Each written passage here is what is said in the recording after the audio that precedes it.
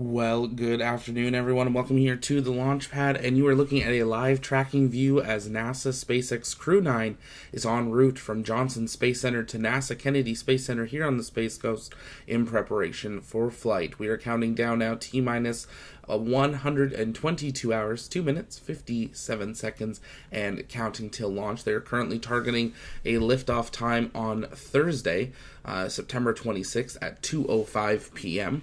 The crew's been in quarantine for the last week or so and are continuing that quarantine while they make their transition over here to the Space Coast ahead of launch. We're going to be tracking their plane as they make the journey from Texas to Florida, and we'll have live views from the NASA Kennedy Space Center shuttle landing facility when the crew arrives, so we hope you'll stay with us for that.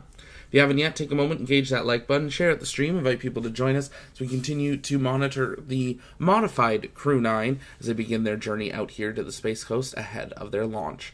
For those not following along, Crew 9 originally scheduled to launch with 4 on board, now launching with only 2 on board, leaving space for Butch and Sunny from Starliner to come home next February. We are expecting crew arrival in about 90 minutes or so here on the Space Coast, so make sure you follow along for the latest updates, and we will bring you that live view from the shuttle landing facility with Crew 9's arrival just prior to touchdown. So stay with us right here on the Launchpad Network.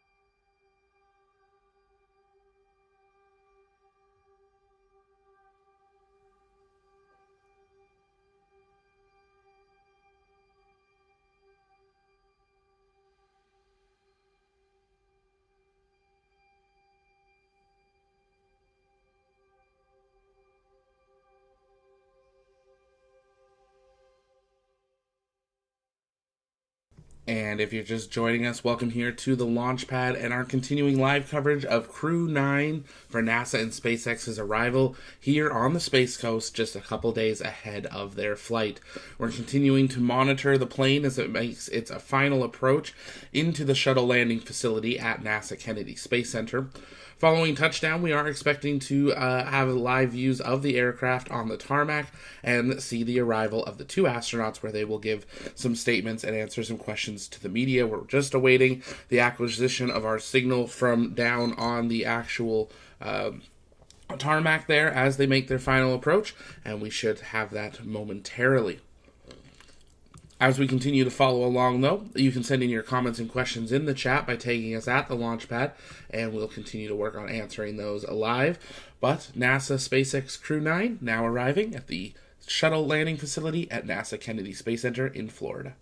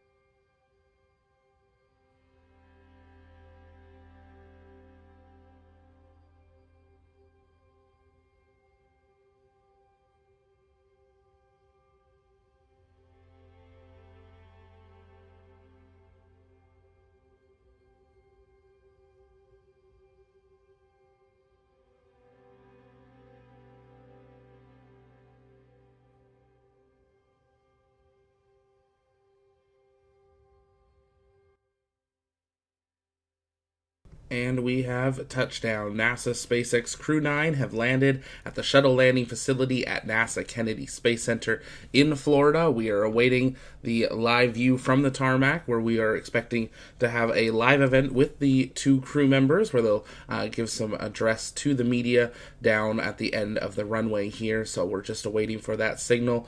But NASA SpaceX Crew 9 now here on the Space Coast, L-minus 120 hours, 31 minutes, some seconds, and counting till their scheduled liftoff to the International Space Station, where they'll join their other two crew members. Butch and Sunny of Starliner originally will join Crew 9, where they will stay on board the ISS till February of 2025.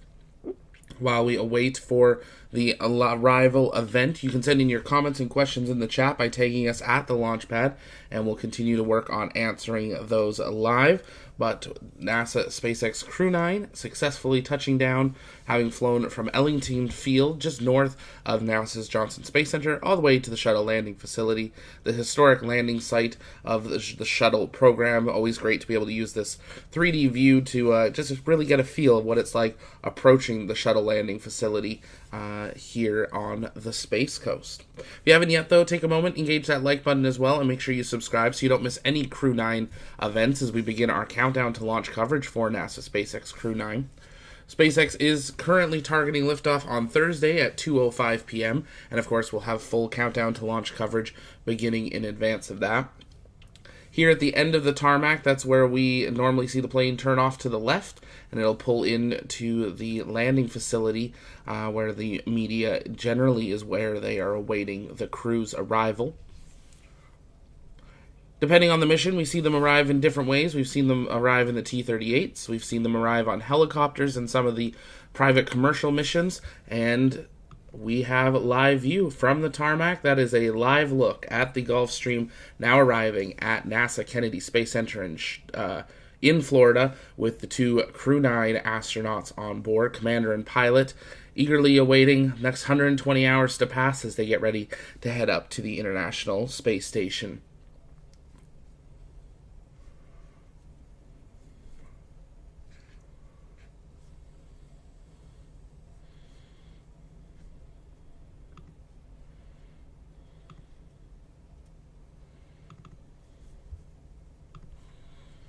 You can see some of the support crew there ready to accept them as they arrive.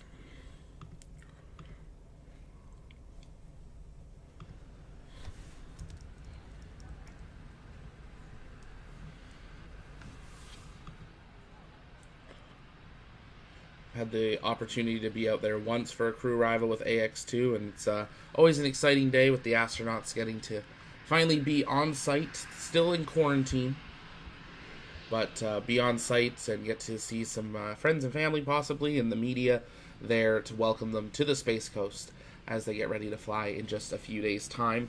A historic mission, though, for a crew mission. This will be the first ever human flight from Space Launch Complex 40 at Cape Canaveral Space Force Station in Florida. The second pad that SpaceX has been operating on for years now, with a crew access tower, now crew certified, and the first crew now arriving on the Space Coast, ready to fly.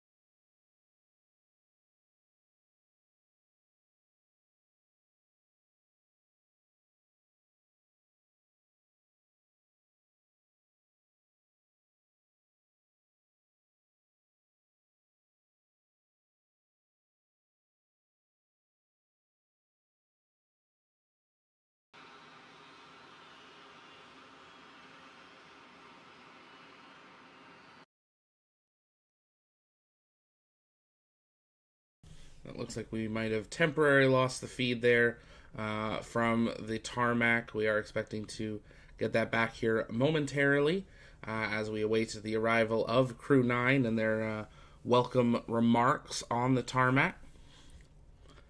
This is a live feed being provided to media by NASA and their team. And I think someone might have accidentally stepped on a cable. They might have unplugged the camera there. So we'll hopefully get this back momentarily. Once we do, we'll patch that in immediately so you can see it. There we go. Have it back. Waiting for the crew to step off the Gulfstream.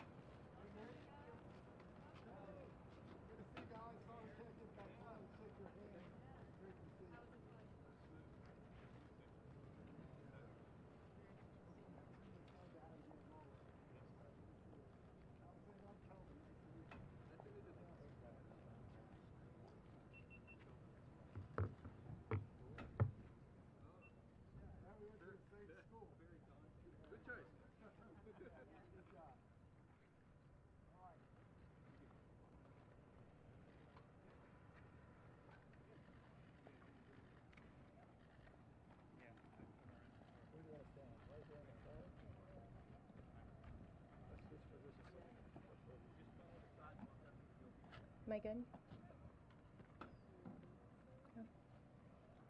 Good afternoon, everyone, and thank you all so much for joining us out here this afternoon at NASA's Kennedy Space Center. We're here live in Florida as we welcome the arrival of NASA's SpaceX Crew 9 crew members, Commander Nick Hague and Mission Specialist Cosmonaut Alexander Gorbunov. This will be their last stop before they launch as a 2-crew member flight aboard a SpaceX Dragon to the International Space Station no earlier than September 26th. I know we are all very eager to talk to the crew, but before we do so, I want to pass it off to Kennedy Space Center's Deputy Director, Kelvin Manning, for opening remarks.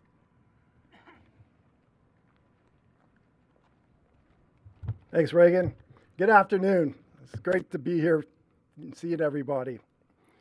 What a day to welcome these 2 amazing crew members to the world's most premier spaceport. Our spaceport has supported over 60 launches this year, each one unique, each one important, and each one exciting. But despite the frequency of these launches, they are never routine. In a moment, we will welcome Nick and Alexander, who will be part of the agency's 9th operational crew rotation mission with fellow astronauts Butch and Sonny aboard our amazing International Space Station. But before that, I would like to take a moment to recognize our incredible NASA and SpaceX team, whose diligence and dedication to this mission started months ago. Your commitment to the mission and the people supporting it do not go unnoticed, and we are grateful for all of you. All the ground ops preparation for Crew 9 mission will culminate on launch day, but we still have busy days ahead of us as we go through our final preparations. In addition to the crew's arrival, our teams will also gather on Monday for the flight readiness review ahead of the launch. This launch will mark the first time a human spaceflight mission will lift off from Space Launch Complex 40, and our NASA and SpaceX teams have been working hand in hand with our Space Force mission partners, and together we are looking forward to a successful launch. We're excited to welcome back to the Kennedy Space Center astronaut Nick Hague, who will serve as commander for this mission, and Roscosmos cosmonaut and mission specialist Alexander Gorbunov. Greeting these astronauts on the runways always gets me excited, and it means we're in the final days before a human spaceflight launch, and that's always something very special. But before we hear from the crew, I'd like to introduce someone whose leadership has been instrumental to the success of the commercial crew program as we launch humans to the International Space Station from American soil. Serving as the commercial crew deputy program manager here at the Kennedy Space Center, please join me in welcoming Dana Hutcherson. Dana?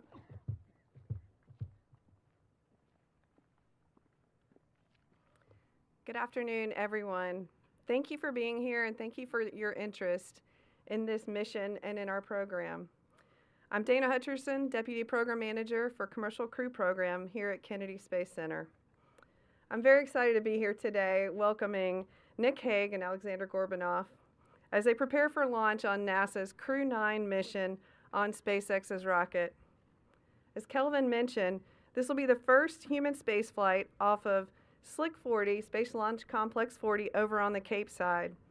I'm extremely proud of this joint commercial crew program and SpaceX team for all the hard work it took to get the pad certified in time.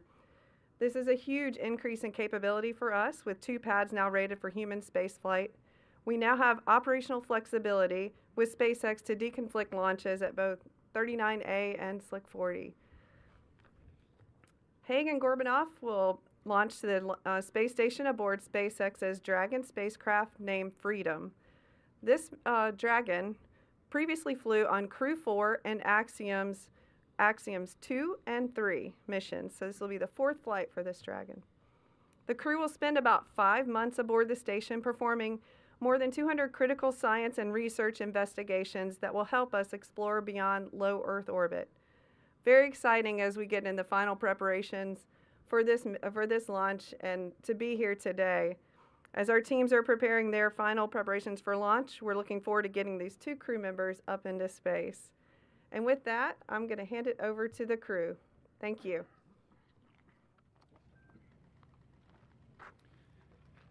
Good afternoon, and Thank you, Kelvin. Thank you, Dana.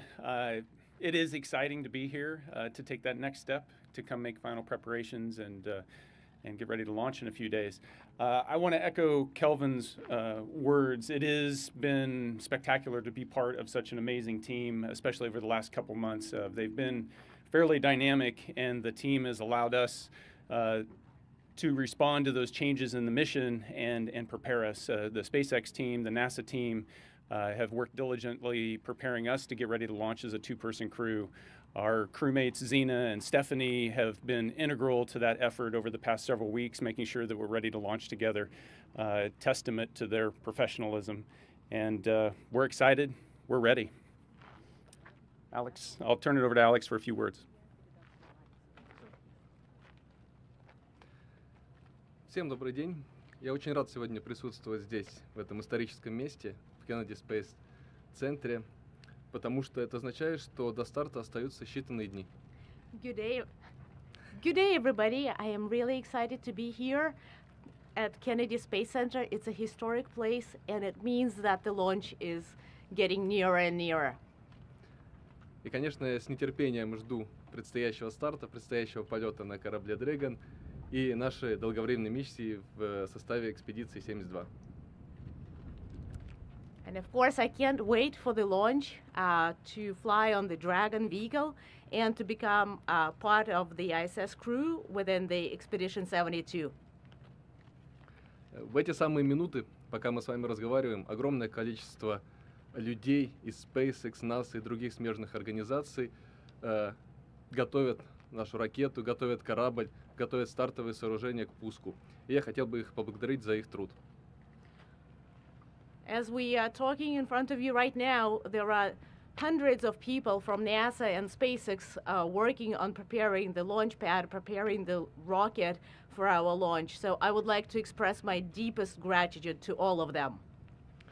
И, конечно, я хотел бы поблагодарить инструкторскую бригаду из SpaceX, NASA и Центра подготовки космонавтов, которые потратили сотни и сотни часов, готовя нас к миссии. И я уверен, что мы успешно выполним все поставленные задачи.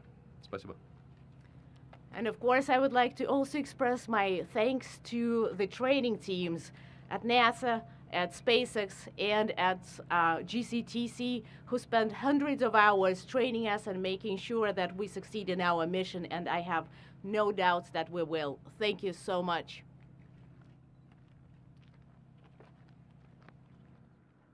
All right, thank you so much, crew. We're now going to jump into our media Q&A portion. We have a microphone up at the front, so please line up if you'd like to ask the crew a question. We ask that you limit yourself to one question each. So when you get up to the microphone, please state your name, your media affiliation, and who your question is directed to. Marcia Den AP for you, Nick, as commander. It's not often a mission changes as drastically and suddenly as yours has. Describe what it's like, has been like on a personal level for you these past few weeks. And do you feel more urgency and responsibility now that your number one job is to bring Butch and Sunny home safely? You know, there have been a lot of changes to our particular spacecraft, crew. But the mission really hasn't changed. The mission hasn't changed for 2.5 decades. It's to get up to the station and do research. And that mission is bigger than any one crew. So we respond to the dynamic nature of what we need to do, and we're asked to step up to that. So it's been a treat to be part of the team and see how they've responded and come together and help us adapt how we operate inside the vehicle to be able to do this. And so I'm just really thankful to be part of all of that. Hi, thank you for doing this. I'm Ken Kramer from Space Up Close. My question is for both of you. I'm a scientist. I'd like to hear about some of the science experiments you find that are the most interesting that you're going to be doing, and anything with the human body. Also, will you be doing any EVA spacewalks? And for Alexander, will you be operating the European robotic arm? So let's hear from both of you. Thank you.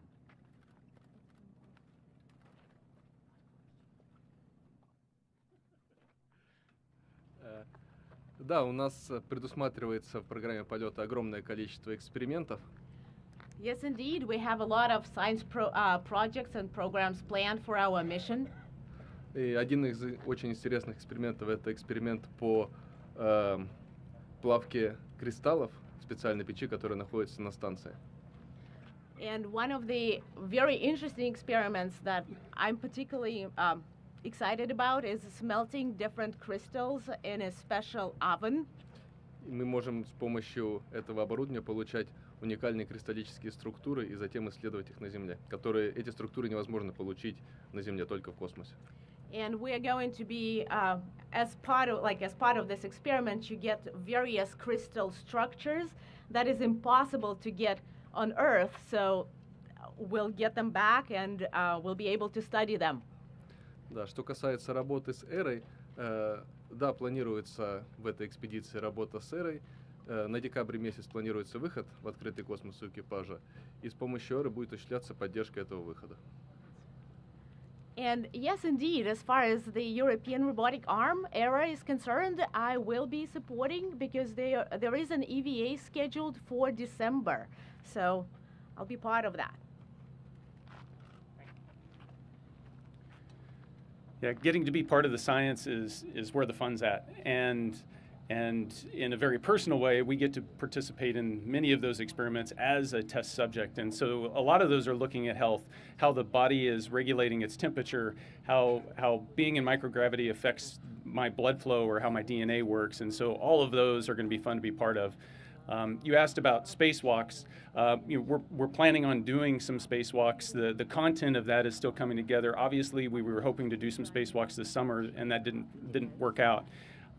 Sometimes the science and spacewalks overlap a little bit, and one of the things I have had training in the NBL to be ready to do is to go and help fix the NICER experiment, our X-ray observatory, and so that could potentially be part of some of the spacewalk content.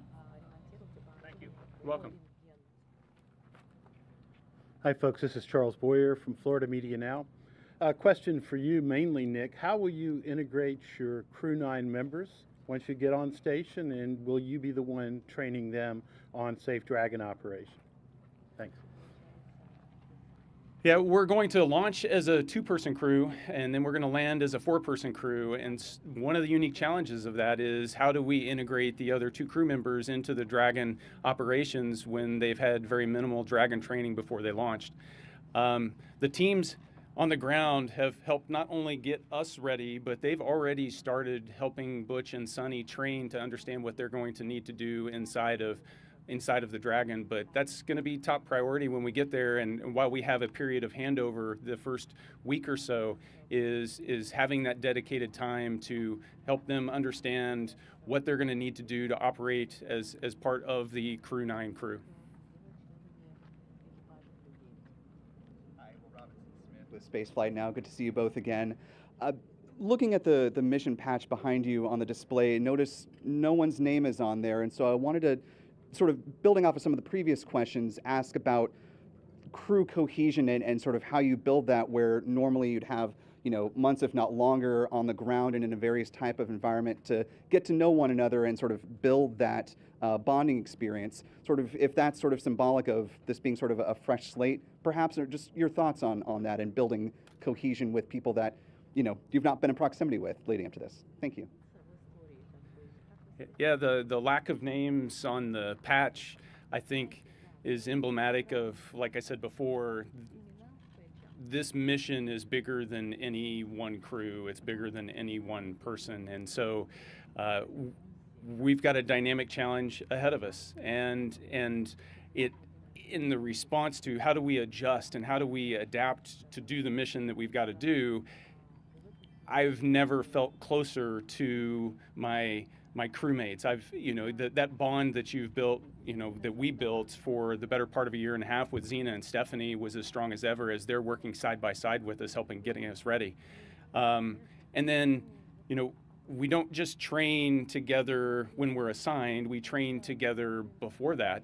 And so I've had opportunities to work with Butch and Sonny. I've had opportunities to train as part of Knowles and share a tent with Sonny for 10 days in the wilderness. And so we know each other, and we're professionals, and we step up and do what's asked of us. So I'm looking forward to working with them, and I think we're going to pull together without a problem.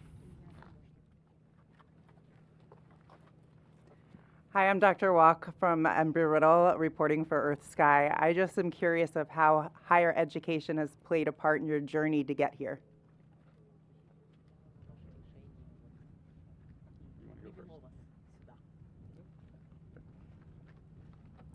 Да, образование очень сильно повлияло на мое решение. Я закончил Московский авиационный институт, и специальность моя — космические летательные аппараты и разгонные блоки. Это имеет прямое отношение к пилотируемым космическим полетам. Well, indeed, education has played a great role in bringing me where I am right now, because I graduated from the Moscow Aviation Institute, and I was specializing in rocket engineering, spacecraft engineering, specializing in booster rockets. И после окончания института я работал долгое время в ракетной космической корпорации «Энергия», которая производит пилотируемые корабли «Союз». And actually, after I graduated, I worked for quite some time at KSC Energia. That's a corporation that basically builds booster rockets. И постоянно находясь в среде инженеров, я понимал, что космос не так далек, как могут показаться ранее. Тебя окружают вокруг инженеры, космонавты в том числе. Поэтому было принято решение попробовать поступить в отряд. And I was all the time around engineers, among my colleagues, and I was thinking, hey, space doesn't seem so far anymore. It's reachable. And then there were cosmonauts around me, and I'm like, why don't I try? И, как видите, получилось. And that's where I am now.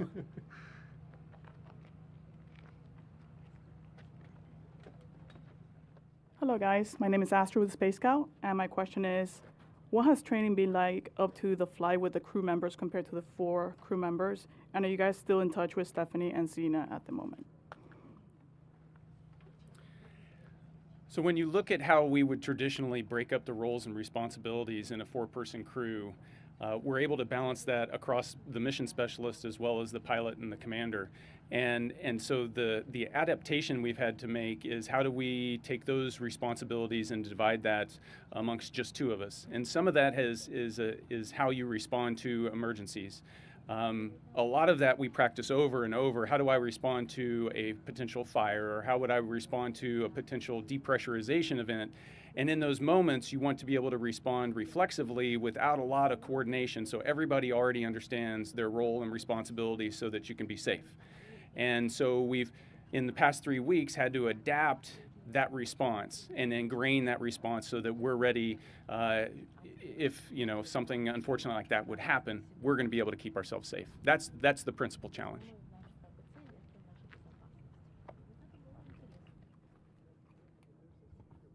Hello, my name is Sean McConaughey with the Avion at Embry-Riddle. My question is, what remaining challenges, if any, does the team have to work through with Space Launch Complex 40, and what will your remaining training look like with that?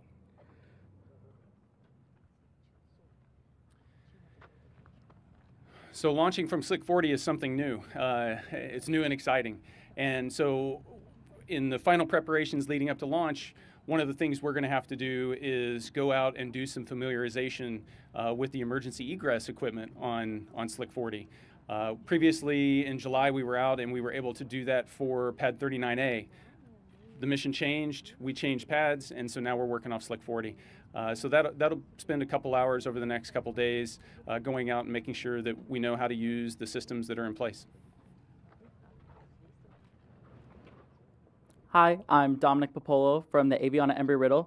So my question is, where do you see the future of human spaceflight going with the International Space Station and the opening of the new launch pad and other advancements made?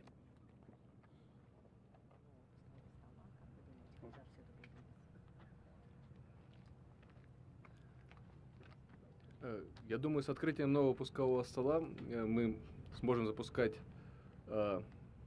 космические корабли к станции в гораздо более короткие сроки, то есть будет меньше конфликтов между стартами. Well, I think this new capability, this new launch pad, gives us more maneuverability, less scheduling conflict, and we'll be able to launch easier. И, конечно, это отразится на работе станции. Экипажи будут меняться на станции. Будет более стабильная работа с научным оборудованием на станции. And of course, it's probably going to have a positive effect on the operations on board the ISS. So the crew are going to be changing out regularly with no interruptions. So it will have a very positive effect on the ISS. If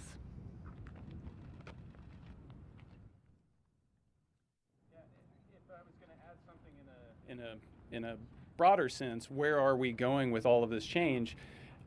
It's exciting because it's more inclusive. We have this foundation of international cooperation and collaboration that we've been doing on the ISS for the last 2.5 decades, and now that's starting to extend into the commercial sector. And all of this is increasing capability. And having been there and having seen the Earth from the cupola, the more people that can see that vantage point, the better off we're all going to be.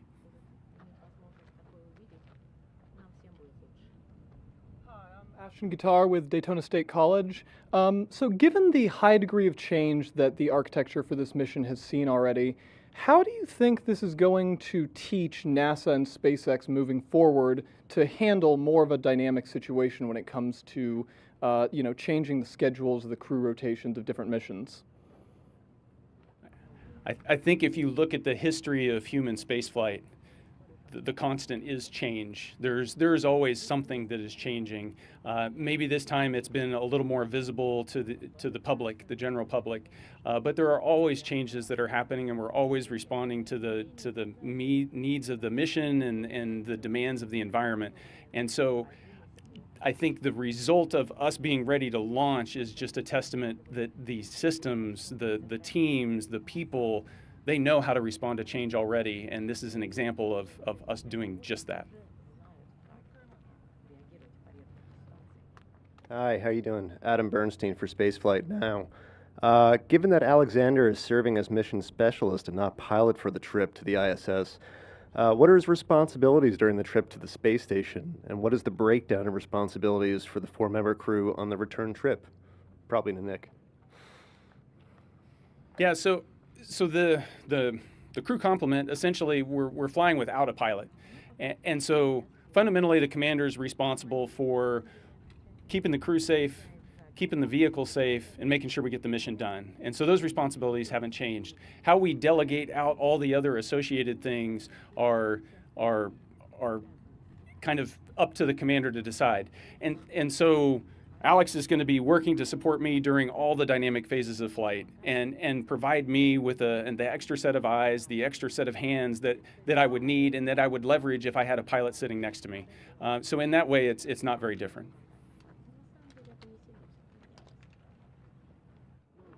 Hi, Dr. Walk reporting for Earth Sky. I just have a follow-up question. What advice would you give current students who are aspiring to be in the position that you are now? So basic advice is you find your passion, find that thing that really excites you and gets you energized, and then pursue that passion. And that's going to open so many doors. And it's, you're asking a question that following up from education and what that means, that foundation of that passion begins in education and learning everything that you can about what is it that's something special that you want to learn all about. For Alex and I, it happens to be the same thing. I studied how to build spacecraft and how to build rockets, and that's what all my degrees are in. So you can tell what we're passionate about. But that's not the only thing that you don't have to study that in order to want to fly to space and be able to fly to space. It takes a dynamic team, a diverse team, and we're going through a selection process right now to select a new class of astronaut candidates at NASA. And I can tell you that there is no one path to get there. We're just looking for exceptional people that work well in teams and people want to be around. Oh, hi, Marcia Dunn, AP again. What are Butch and Sunny telling you ahead of launch? You've surely been in touch with them, and are they making any special requests for you to bring things? So we have been in touch with Butch and Sunny. They are excited for us to get there, and they have made special requests. I'm doing my best to answer those requests, but we'll see how it goes. I'll keep you guessing. All right, thank you again so much to the crew. And thank you again to all the media, and for those of you who caught this broadcast on NASA Plus. I know it's a gorgeous day out here, and a lot of you are missing some much desired boat time. So we'll let you go and enjoy the rest of your day. Thank you.